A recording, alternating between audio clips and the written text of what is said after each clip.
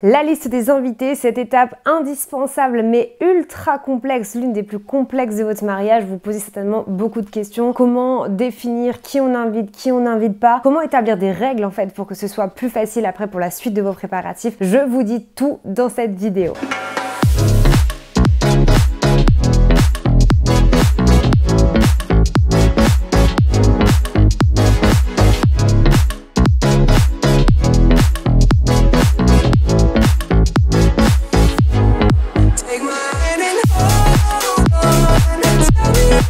Bonjour et bienvenue dans cette nouvelle vidéo. Trop contente de vous retrouver aujourd'hui pour vous parler d'une partie hyper complexe. En fait, c'est souvent la partie qu'on commence à faire avant même d'organiser son mariage. Souvent, on a déjà le téléphone, la liste Excel avec la liste des invités où on écrit un peu tout le monde qu'on voudrait voir à notre mariage. Puis en fait, quand on se plonge vraiment dedans, on se rend compte que c'est pas si facile que ça.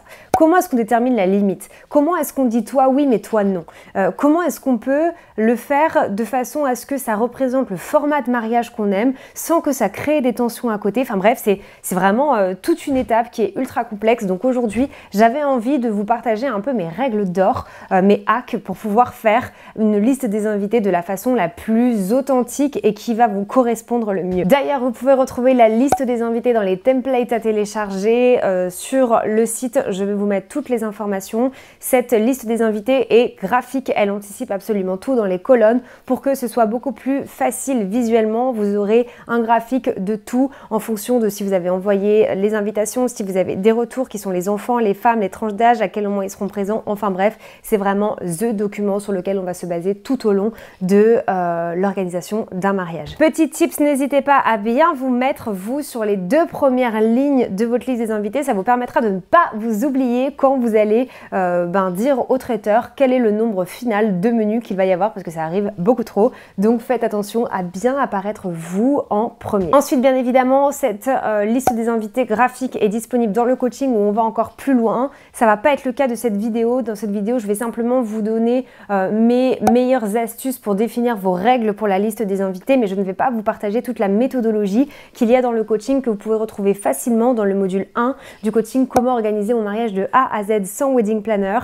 Si vous recherchez une structure, que vous avez envie de gagner du temps, que vous êtes bien conscient que vous ne connaissez pas tous les détails d'une professionnelle, que vous n'avez pas envie de perdre du temps à chaque fois que vous mettez dans l'organisation de votre mariage, ce coaching est fait pour vous. Il a sauvé la vie de plus de 350 couples qui me disent encore aujourd'hui que s'ils n'avaient pas suivi ce coaching-là, ils n'auraient jamais eu le résultat qu'ils ont eu. Donc n'hésitez pas à le rejoindre, vous pouvez le rejoindre absolument n'importe quand dans vos préparatifs. Alors je crois que je vous ai un petit peu spoilé juste avant, mais c'est ça l'essence de cette vidéo, c'est de comment déterminer des règles. Pourquoi il faut déterminer des règles? Parce que si vous n'avez pas de règles, si vous n'avez pas de structure, c'est vraiment de ça dont j'ai envie de vous parler aujourd'hui, de cette structure que vous allez mettre en place pour tous vos préparatifs. En fait, ce que je vous dis pour la liste des invités, ça peut être valable vraiment pour toute l'organisation.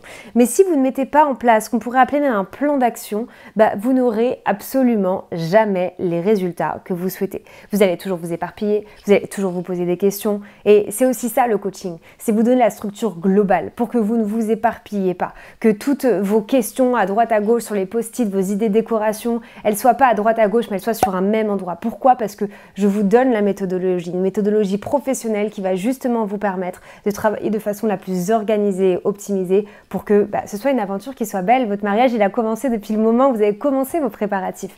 Donc moi, mon objectif, c'est vraiment de vous aider dans tout ça. Donc, vous fixez des règles et une structure, ça veut dire qu'on va tout anticiper. Ok, on va se mettre d'accord tous les deux sur toutes les règles pour nos invités. Qui on invite, qui on n'invite pas. Et du coup, s'il y a un moment où toi, tu vas venir et que tu vas me demander « Ah bah tiens, j'inviterais bien, elle t'en pense quoi ?» On va reprendre nos règles. Et en fonction des règles qu'on avait établies, on va voir. Est-ce que ça rentre dans ce qu'on avait dit ou est-ce que ça rentre pas? Et au moins, il n'y a pas de dispute possible parce que ça aura déjà été établi à l'avance. Donc ça, c'est la règle dans tout.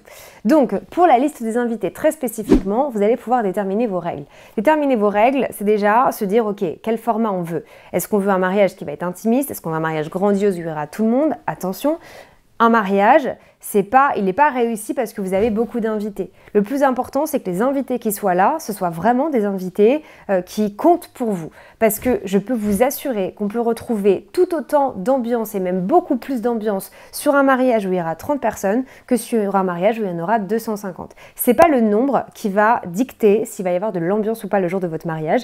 Et ça, je pense que c'est super important de le prendre en compte avant même de commencer la liste des invités. Après, quand je vous dis définir les règles, ça va être définir des critères. Par exemple, est-ce qu'on qu'on invite les enfants? Oui ou non? Si oui, mais, on établit le oui, mais. Oui, on invite les enfants, mais on invite uniquement les enfants s'ils font partie de notre famille très proche, directe, c'est-à-dire pas des cousins éloignés. La famille très proche, c'est les cousins, les frères et sœurs, nos parents, et c'est tout. Vous voyez? Donc déjà, rien qu'en faisant ces règles-là, il n'y a pas de discussion possible après. C'est que vous avez déjà vos règles qui sont établies.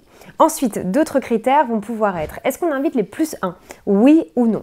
Oui, on va inviter tous les plus 1, évidemment, de personnes qu'on connaît, avec qui on a passé du temps ces 5 dernières années. Par contre, les toutes nouvelles relations il y a moins de 6 mois, on ne les invite pas. Là, encore une fois, vous avez déterminé des règles qui, en plus d'avoir seulement le oui, mais, elles sont claires. Vous avez déterminé des âges, des dates, des critères qui sont tellement précis que du coup, c'est facile. Parce que sinon, je vous assure que vous n'allez jamais vous y retrouver.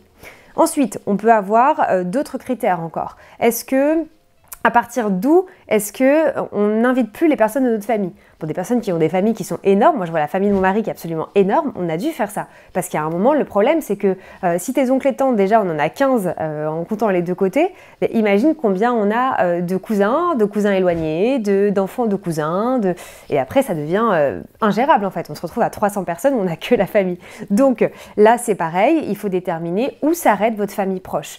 Qui vous avez envie d'inviter à votre famille et qui vous n'avez pas envie d'inviter. Ok, encore une fois, si je reprends l'idée au tout début de la famille très proche, on va s'arrêter à la famille très proche. Mais on va pouvoir inviter de la famille un peu moins proche dans la condition que ce soit des personnes qu'on voit minimum une fois par an, avec qui on a des relations, qu'on s'appelle minimum une fois par mois. Enfin, vous voyez, en déterminant des critères comme ça va vraiment, vraiment vous aider. Ensuite, est-ce qu'on invite des collègues de boulot? Des collègues de boulot, alors non, on ne va pas les inviter, mais aussi on va inviter ceux avec qui on a tissé une relation en dehors du travail. Là, encore une fois, vous avez des règles. Ensuite, pour tout le reste, vous allez pouvoir vous demander quelle a été la dernière fois que j'ai parlé à ces personnes-là. Toutes les personnes où ça fait plus de 2 ans qu'on ne s'est même pas adressé la parole une fois, on ne les invite pas. Au moins, on sait que c'est ok, de toute façon, on n'a pas eu de relation avec eux, donc non.